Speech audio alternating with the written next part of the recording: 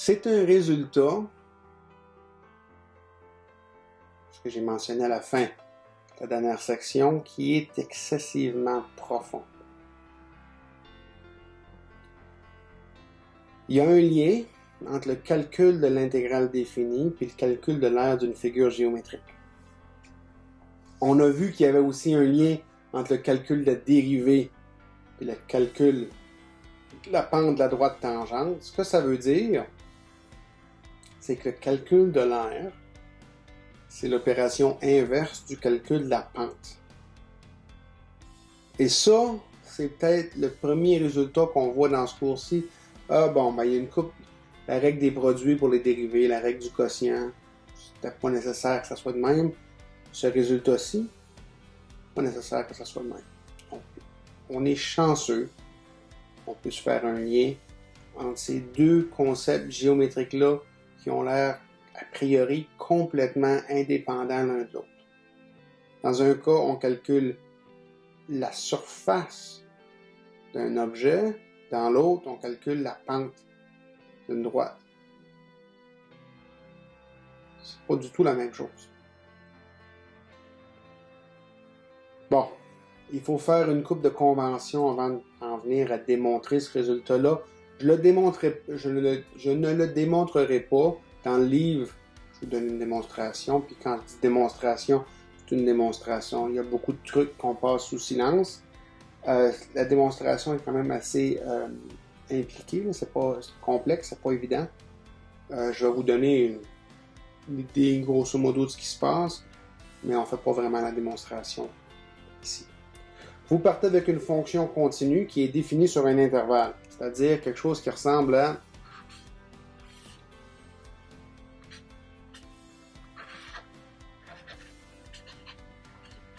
ceci.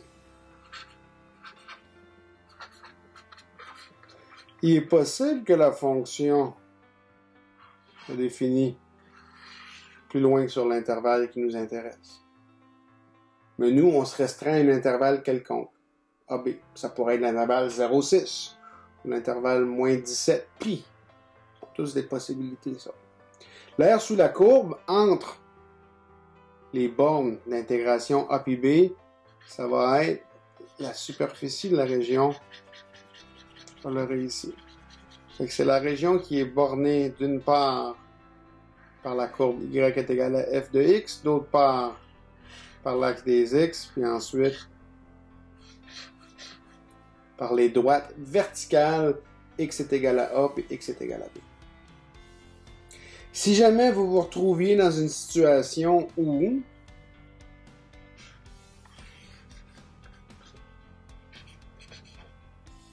la fonction se trouvait sous l'axe des x, l'aire ici entre a et b,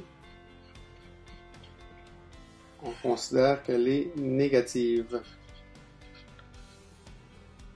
Fait qu'une aire positive, c'est une aire qui se retrouve par-dessus l'axe des x, puis une aire négative, c'est une aire qui se trouve sous l'axe des x. Voici l'aire A.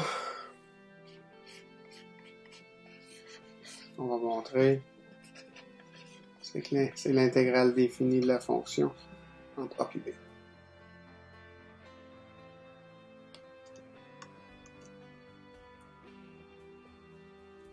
Et là, vous allez comprendre que, en général, on ne peut pas s'assurer ou imposer à une fonction qu'elle demeure toujours positive ou toujours négative.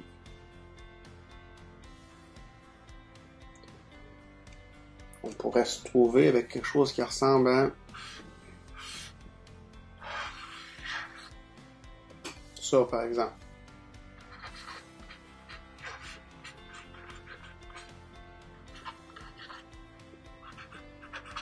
Peut-être qu'on intègre entre A et B.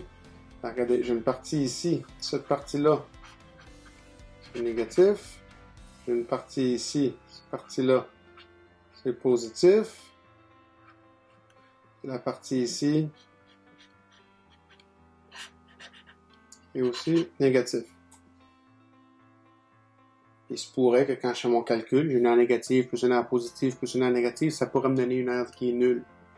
Par exemple, si vous calculez l'air sous la droite, y est égal à x. Laissez-moi faire le petit dessin ici, là.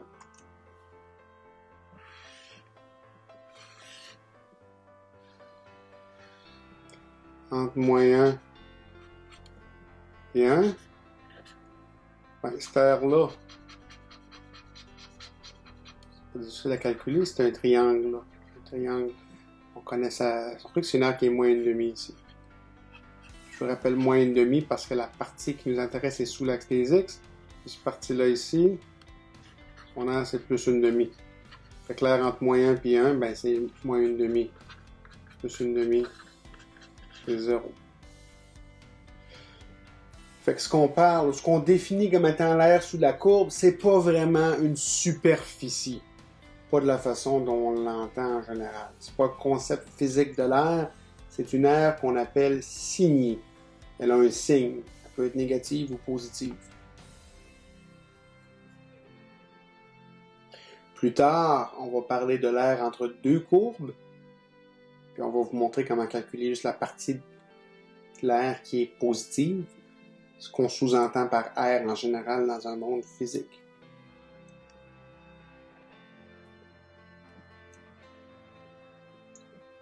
L'air sous la courbe, c'est additif. Donc, additive, de la façon dont on l'a défini à la section précédente. Fait que là, je vous avais montré ici une aire sous la courbe. Laissez-moi vous rappeler ce que c'était. C'était l'intégrale entre A et B de la fonction. Ce qu'on avait appelé l'aire totale. C'est l'aire signée. Ici, j'ai la même région. Ce truc-là, dans son entièreté, son aire, ça reste A. Puis c'est un objet physique. Vous comprenez bien que si je décide de diviser la surface en deux, je peux calculer l'air ici, puis l'air là, puis obtenir le même résultat quand je les additionne. Mais selon notre définition de l'air, A1, ici, ça va être l'intégrale entre A et C. Hein, on passe de A, on s'en va jusqu'à C de la fonction. Celle-là, c'est l'intégrale entre C et B de la fonction. Puis l'air A, l'air dans son entièreté,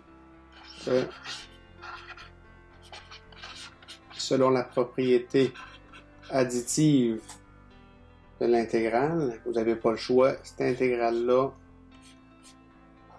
c'est la somme des intégrales définies qui sont là, et donc, entre autres, l'air, ben, c'est l'air que c'est la somme des aires.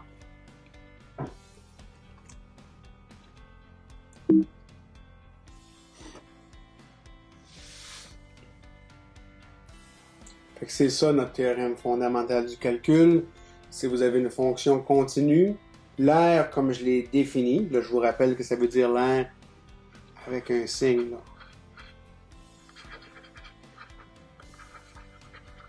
On peut avoir une aire plus positive ou encore une négative, c'est possible. Cette aire-là, on l'obtient en calculant l'intégrale définie. C'est l'air sous la courbe entre l'axe des x, la courbe y égale f de x, puis les deux droites verticales, x est égal à a, x est égal à b. Fait que par exemple, je pense que vous allez reconnaître, peut-être que vous vous en souvenez pas, mais c'est l'exemple qu'on a fait au chapitre 2, quand on parlait des problèmes classiques. Vous vous rappelez, on avait calculé l'air sous la courbe de la parabole.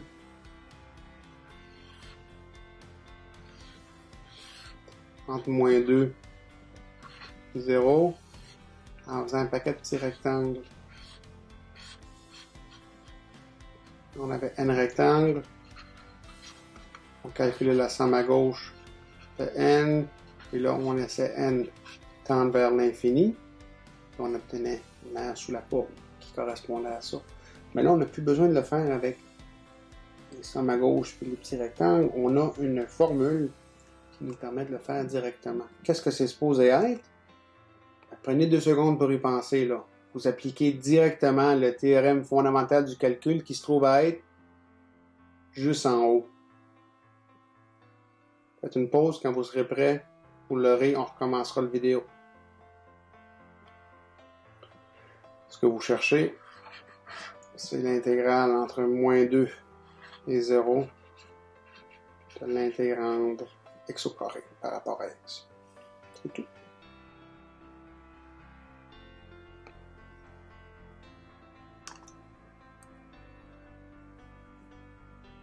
C'est vraiment pas compliqué. La primitive de x au carré, ou une des primitives, ben, je passe là la règle de la puissance, x à la 3 sur 3. J'intègre entre 0 et moins 2. Fait que la borne d'intégration supérieure, c'est 0. La borne d'intégration inférieure, c'est moins 2. Puis là, ben, ce que j'ai, c'est ben, je commence par remplacer x par 0. Fait que ça me fait 0 à la 3 sur 3. C'est 0. Ensuite, je soustrais de ça ce que j'obtiens quand je remplace x par la borne inférieure. Fait que je remplace toutes les instances de x par moins 2. Il y en a juste une, ça me fait 0. Moins 2 à la 3 sur 3. Moins 2 à la 3, ça fait moins 8. J'ai moins 8 tiers. Puis c'est 0 moins 8 tiers, ça me fait 8 tiers. C'est une aire qui est positive. On peut au moins confirmer que l'aire devrait être positive dans ce cas-ci spécifique parce que on retrouve avec la parabole y avec ce carré ici entre moins 2 et 0. On connaît la parabole, là, c'est toute une région qui se trouve être par-dessus l'axe des x. Ça fait qu'au moins l'aire devrait être positive. Pas une garantie qu'on a la bonne réponse, mais on est au moins dans la bonne direction. Calculer l'aire sous la courbe. Y est égal à x moins x carré entre x moins 1 et x est égal à 1. Je vais être honnête avec vous, comme ça, juste sans y penser, je ne saurais pas tracer x moins x au carré rapidement. Je pourrais me servir de la méthode, de la marche à suivre qu'on a vue à l'étape, au chapitre 6. Mais ce qui est intéressant, c'est qu'on n'a pas besoin de connaître l'allure du graphique pour répondre à la question. On peut calculer l'aire sous la courbe, même si on ne sait pas c'est quoi la courbe. Le théorème fondamental nous dit, si je cherche l'aire entre moins 1 et 1, il faut que j'intègre la fonction entre moins 1 et 1. Fait que j'intègre x moins x carré entre moins 1 et 1. Je trouve une primitive de x moins x au carré. La primitive de x, ça la règle des puissances, ça devient x au carré sur 2. J'ai écrit x, mais c'est un 2 ici, pardon. X à la 3 sur 3, c'est la primitive de x au carré. Je remplace x par 1 au départ. Fait que je me retrouve avec 1 au carré sur 2 moins 1 à la 3 sur 3. Puis je soustrais de ça, ou je retranche de ça ce que j'obtiens quand je remplace x par moins 1. Ça me fait moins 1 au complet au carré sur 2, moins 1 au complet, entre parenthèses, oubliez-le pas, sur 3.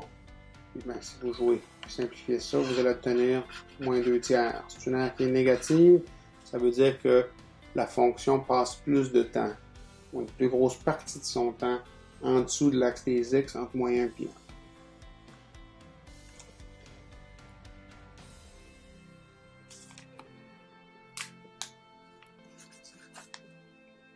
1. Vous rappelez que la fonction x au carré, là, ça ressemblait à celle-là. C'est bien ce qu'on avait. On a retracé la fonction x moins x au carré. Le truc, c'est qu'elle ne passe pas tout son temps sous l'axe des x. Il y a une partie ici où elle passe. Fait que l'aire, l'intégrale entre 0 et 1, ce truc-là, il faudrait que ça soit positif. Hein? L'aire est là, on la voit positive. Puis la partie entre moins 1 et 0, il faudrait que ça soit négatif, c'est la partie qui est ici. Puis on voit que cette partie-là, là, c'est dessiné à l'échelle est plus grande que la partie sous la courbe. L'aire sous la courbe qui est positive. Ça serait normal que la somme soit négative dans ce contexte-là. Vous pourrez, comme je vous disais, aller voir la démonstration du théorème à la section 7.3 du livre. On a un autre théorème fondamental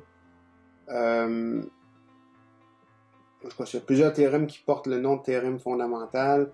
Il y a deux versions du théorème fondamental. Puis dans certains cas, le théorème qui vous dit comment calculer l'air sous la courbe, c'est aussi considéré comme le théorème fondamental.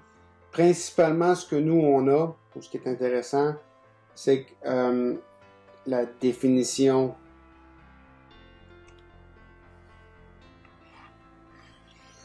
de l'intégrale définie est obtenue à l'aide de la primitive. En général, là, vous vous rappelez, on aurait peut-être écrit ça de la façon suivante.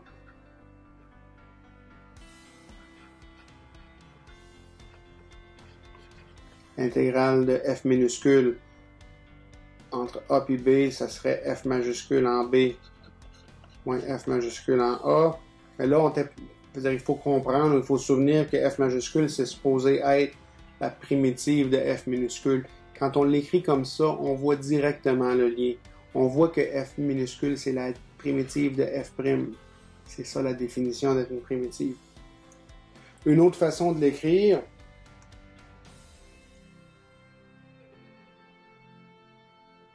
c'est comme ci. Fait que si vous avez une fonction continue sur l'intervalle AB, vous pouvez définir une nouvelle fonction.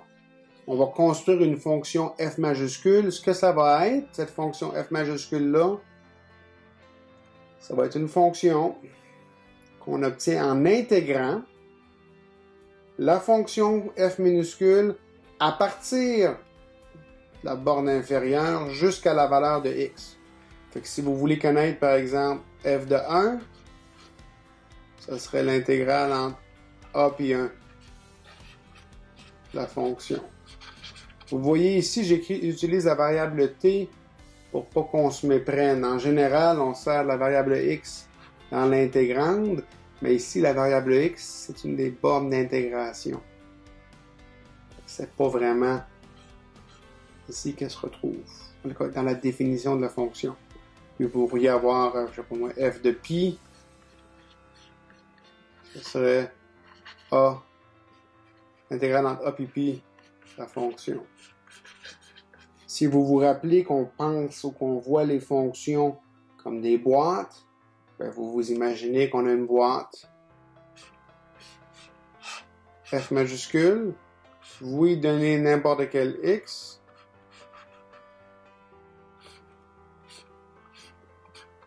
et ce que la fonction, ce que la boîte sort, c'est la valeur f de x qui se calcule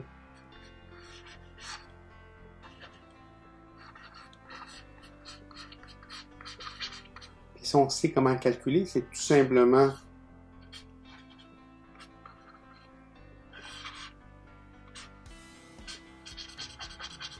l'air sous la courbe f de x entre A.